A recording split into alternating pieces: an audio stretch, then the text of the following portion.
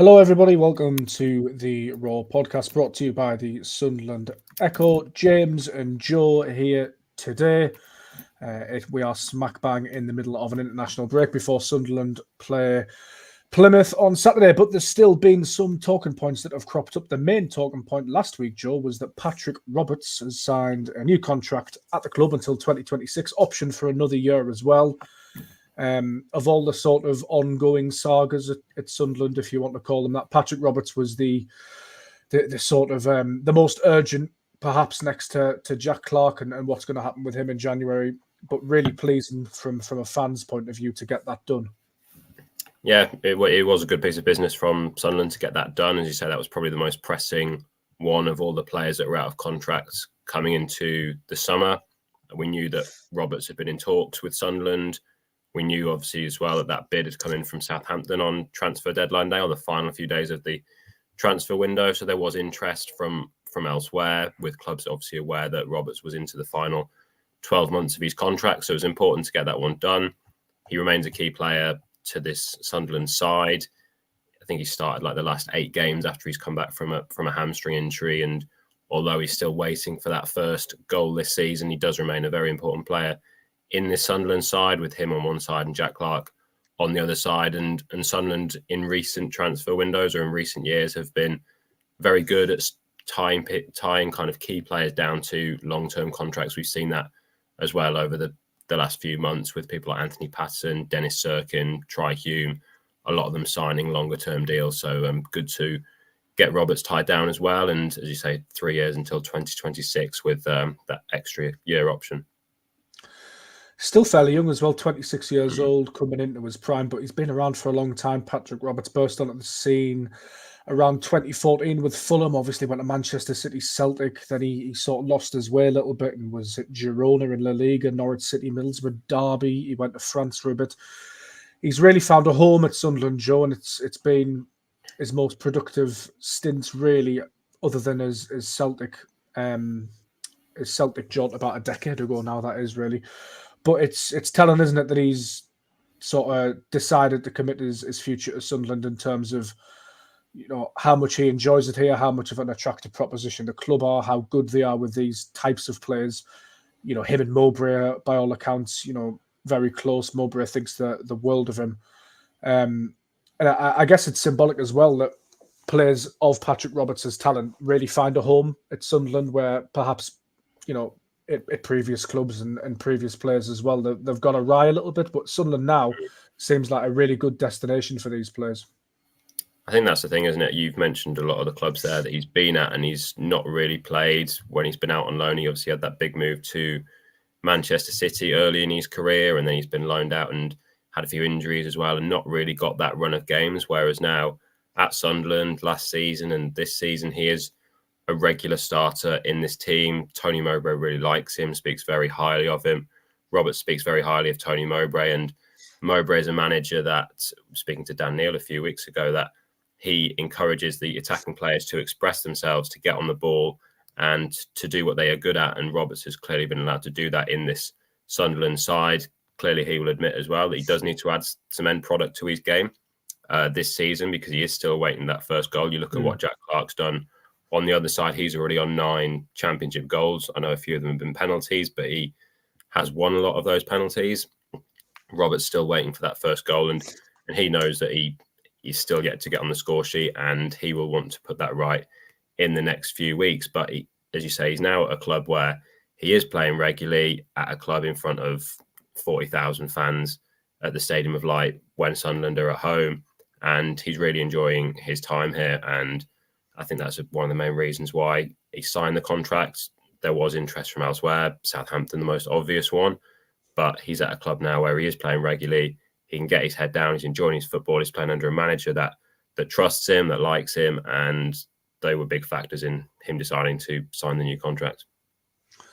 Absolutely. And from Sunderland's perspective as well, Joe, a bit of a show of intent, a bit of flexing of the muscles as well, because there was interest from Southampton that turned bids down in the summer. We know that, but there has been talk from Sunderland fans and a little bit of criticism here and there. in terms of what are Sunderland going to be in the Championship? Are they going to be a selling club that shift lots of the best players on, like Ross Stewart? Obviously there's mitigating circumstances there. But how are Sunderland going to approach the Championship? Are they going to be sort of passive, or are they going to sort of try and keep hold of the best players and get promotion?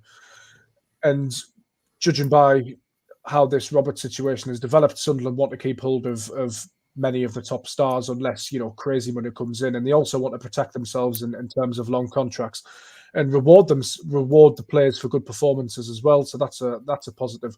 But yeah, do you think it positions Sunderland slightly differently in the Championship now? It's a bit of a sort of a statement from the hierarchy. Mm-hmm. Well, the thing is with giving out long contracts, the players that they're giving contracts to are young enough to also progress and their fee kind of increase as well. I mean, Roberts is 26, but it was incredible that the Birmingham game last time Sunderland played, he was the oldest player in Sunderland starting 11 at 26 with 09 out suspended. And it just shows all the kind of talent that Sunderland have got that in theory should only get better because they are at a young age at the start of their careers. So if that happens, then you would think they're only going to increase in value. So it's kind of lower risk giving these players longer contracts because they are going to improve. And Roberts at 26 would hope his best years are still ahead of him. He obviously, as you say, came on quite early at Man City when he kind of broke through and then had those kind of challenging few years when he was going out on loan. But still, you would think that his better years are still ahead of him from what he's shown in the last few years at Sunderland. If he can add that end product, then he could be a really, really big asset for Sunderland, as he already is. But you think if he can add those goals and assists, he could be even more of an asset for them. You take a lot of time, Joe, looking at the contract statuses of Sunderland players, how long they've got left to run, all of that sort of stuff. Who do you think should be next? There was a glut in the summer, obviously, with Dennis Serkin. Patrick Roberts has signed now, but there's been a few recently. Try Hume springs to mind. But who is the next? Because there's always one, isn't there? Who's the next sort of contract that Sunderland fans should be worrying about, maybe?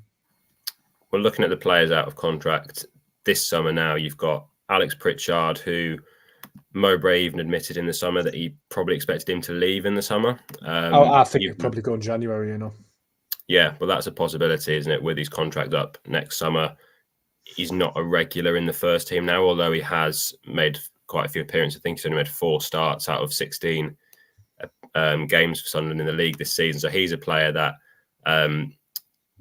there's doubts whether he'd get offered a new contract. Then you've got Bradley Dack, who's signed a 1-year contract, but with a club option of another year. I suppose that probably depends on how much he plays, how much he proves his fitness, because he has had fitness issues. So he had the 2 ACL injuries at Blackburn, and then this season he's had a few issues as well. Then you've got Corey Evans, who's coming back from a long-term ACL injury, so we still don't know what kind of condition he's going to come back in, and he's 33. And Ellis Taylor is the other one who has just kind of struggled to break into that first team setup, really. He's still playing for the under-21s. He's 20 years old now. So they're kind of the 4 that are out of contract this summer. And as we mentioned before, a lot of the younger players, Sunderland's key assets, they have been able to tie down to longer-term deals. Looking further ahead to the summer of 2025, you've got Adji Elise, Chris Rigg and Niall Huggins. So they're maybe in the kind of coming months, their situations that Sunderland will look at. Huggins has been playing very well this season. He started the last 11 games in the Championship, earned a call up for Wales. So now that he's proving his fitness, that might be a situation that Sunderland look at and perhaps offer him new terms now that he is proving his fitness after 2 years of constant injury setbacks. Elise is coming back to fitness kind of in the next few weeks, hopefully, but will take a bit of time to get up to speed. But they've got over a year left on their contract, so there is a bit more time there. But what Sunderland, as we've said, have done very well. They've tied a lot of their key players down to longer term deals, and in theory, they should increase in value.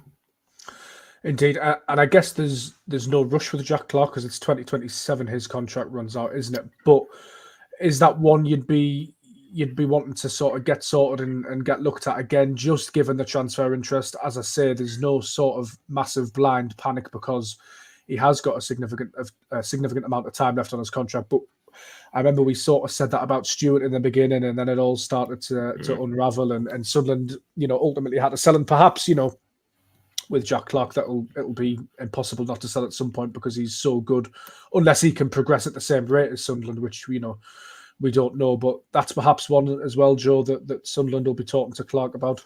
Yeah, I think it's 2026. Clark's contract's a few more years left on the deal.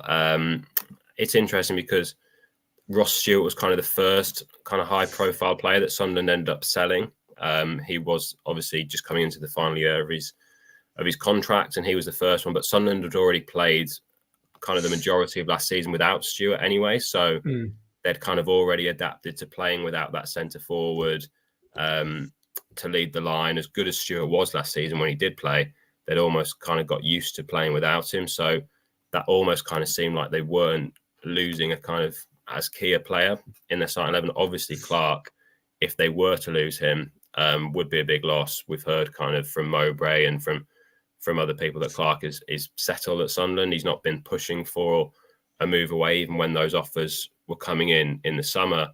But obviously, the prospect of playing in the Premier League, if he gets a whole season under his belt in the Championship, playing this well, or even if offers come in January, of course, it could be tempting for Sunderland if the right bid comes in, if an extortionate offer comes in for Jack Clark. Are they going to accept it? But as you say, they are in a strong position with these contracts running until 2026. I think it's clear that at 22, Clark kind of is up that upward trajectory again to reach the Premier League, even though he's had that move to Tottenham and that didn't work out. The way he's playing and the age he is, you would expect him to get another chance in the Premier League. But how soon will that be? Could it be with Sunderland if they got promoted, or will it be with someone else if they come in with a really good offer and he feels that's a good place where he can play football regularly? But like Roberts, he's at a club where he is playing regularly. He's one of the key players, and he's had his move early to a Premier League club. Didn't work out, and now he's playing week in, week out for a manager that really likes him, for a team that really suits his style and can really get the best out of his attributes. So he's got to obviously weigh all these things up. But I'm sure there'll be interest in January, and then in the summer, particularly if Sunderland don't get promoted. Yes, the next topic of conversation is a rather frustrating one. Dan Ballard is an injury doubt for today's Euro 2024 qualifier against Denmark in Belfast for the Northern Ireland international team. Manager Michael O'Neill revealed in his press conference that the centre-back was struggling with another hamstring injury and that he would need to be assessed this morning. We don't yet have any news on the condition of Ballard, whether he'll play today or not, or be left out. But as Sunderland fans have been quick to notice on social media, Joe, I think it's the second time in a row this has happened, third time perhaps in recent memory. Obviously, Dan Ballard missed Sunderland's last game against Birmingham City, which was a 3-1 win with Silt and Triantis coming in. But there's no doubt that the former Arsenal man is Sunderland's best defender, and any sort of injury question over him is a massive worry for Tony Mowbray.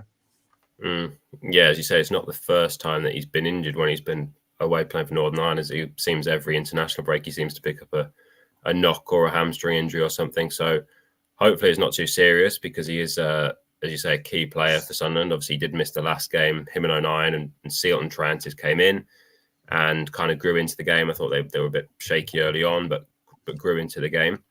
Obviously Dan Ballard is a huge loss for Sunderland. I think he's one of the players that is kind of the most important. That if you lost him for a kind of extended period of time, it's going to have a big impact on the team. I'd probably put the other players in that bracket. I'd probably put Dan Neil and Jack Clark in there. I think if you lost them for an extended period of time, I think Sunderland could be in trouble, and you could possibly put Ballard into that category because of kind of the level that he is and the kind of level to the next player that would have to come in and take his place. So hopefully it's not too serious.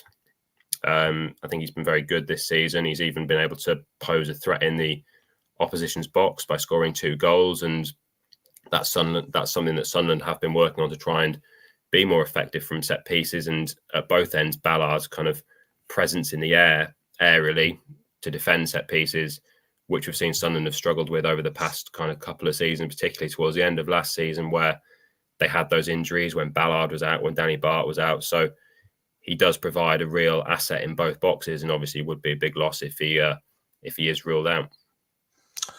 There is cause for optimism, though, although we don't know the full extent of the problem, but the last time this did happen was during the September's international break. So Sunderland beat Southampton 5-0 before the international break on the 2nd of September. Everybody went off to their countries. Michael O'Neill then confirmed, I think around September 4th, that Dan Ballard was struggling, but then he did actually play 90 minutes in Sunderland's next game after the international break, which was the 3-1 win at QPR at Loftus Road. So he's not definitely out yet, but it's, it is concerning. We'll move on to the Plymouth game on Saturday. Joe, you mentioned the centre-back pairing there, but if Ballard is fit, you'd expect 09 to come back in. I know you talked a little bit about Silt and Trent. Is there, as impressive as they were, you do get the impression that well, not even the impression, but it's just obvious to see, isn't it, that Ballard and 09 are probably Sunderland's best, centre-back pair. And I think the stats suggested as well that 09's absence was felt in terms of him stepping out of defence, progressive passes, all of that sort of stuff. So, yeah, you would expect them to come back in if Ballard's fit. And I guess other areas of the pitch, Roosen probably starting up front. I doubt there's going to be too many surprises. I'd guess Huggins and Human start on the flanks again. We don't know the extent of Dennis Irkin's injury yet either. But, yeah, it's sort of business as usual, you'd think, Joe, wouldn't you? Yeah, I'd definitely expect 09 and Ballard to come back in, assuming Ballard is fit. We obviously don't know about that. I think Seal is slightly ahead of Triantis in terms of if Ballard isn't fit. You've just seen from him coming off the bench a few more times and playing a bit more than Triantis. Triantis has been playing a lot for the under-21 side. So that's at centre-back. Further forward, as you say, I'd expect Roosen to keep his place up front.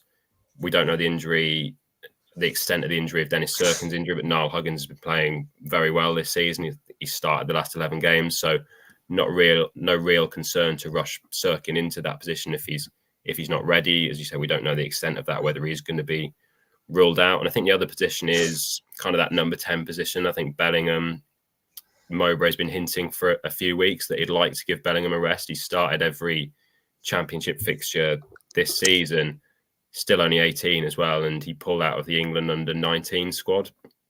Not quite sure why that was, whether that was a knock or just that he needs a rest because he's played so much football this season, more football than he played in the entirety of last season. And I think Adil El-Shish, his kind of cameo off the bench against Birmingham was quite impressive and kind of showed that he's pushing for a start maybe. So perhaps he could come into that number 10 position, start his first league game for Sunderland. So that's kind of the area where there's probably a bit of a dilemma for Mowbray. Does he keep Bellingham in or does he bring in El-Shish?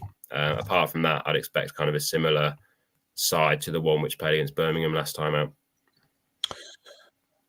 Yeah, absolutely. Sunderland currently 6th in the Championship, 16 games played, 26. They travelled to Home Park to face Plymouth Argyle.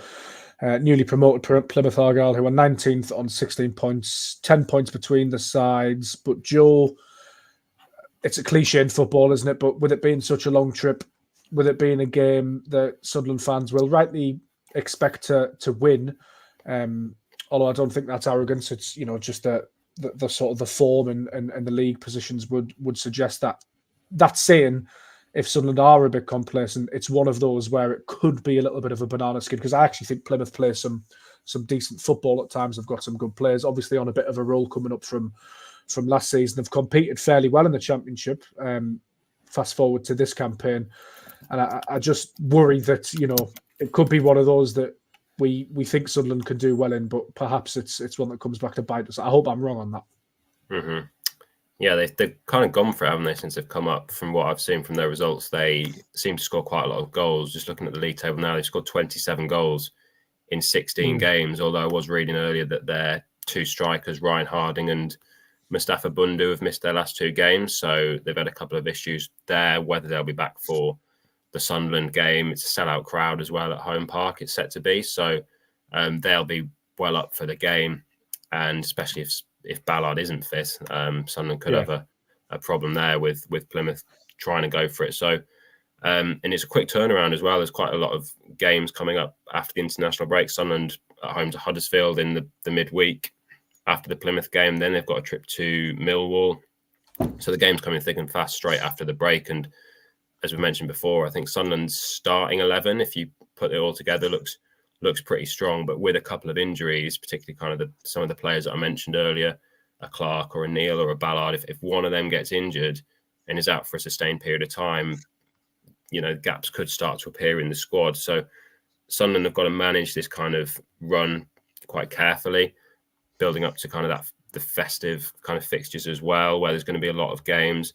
The squad could really be stretched, and Mowbray will have to kind of work out when he can use certain players. We've mentioned already about Bellingham's played every game this season. There's going to have to be a time where he's going to have to come out of the squad, but then you've got options in that number 10 position to bring players in, but then kind of further back in midfield with Ekwar and Neil, maybe there's a lack of kind of depth there in the centre midfield area. Well, just quickly, Joe, just on Kevin Caden's point on Facebook, he says rest Ekwar. I think he played his worst game in a Sunderland shirt against Birmingham City, but it's then who do you bring in to play sort of Ekwar's role? Obviously, you've got players that can play in centre midfield, but is there another player in Sunderland's squad that can really do what Ekwar does? Because Pritchard, not that type of player. Dan Neil can do it, but then it's Dan Neil's better when Ekwar's next to him. So it's a conundrum, isn't it, that one? Well, I think we saw that as well in the Middlesbrough game. Although Sunderland were down to 10 men, they'd lost Ekwar and Neil got the red card. That it kind of showed a real lack of depth in midfield. I know Bellingham's dropped back there, but then you think Bellingham potentially needs a rest because he's played every game this season. So that's, I think, the main area where Sunderland do lack a bit of depth. I think Jay Matete would have got a few games if he had been fit, but we're not expecting him to be back. I think he's close to returning to training, but then it's probably going to take a while for him to be ready to start games and kind of make an impact for the first team because he's had such a long injury. So it's probably an area that Sunderland need to strengthen in January, but they've got quite a lot of games before then. So, hopefully Neil and Ekwar can kind of stay fit, really. And I agree with the comment. I don't think Ekwar had his best game against Birmingham. I think that was quite clear.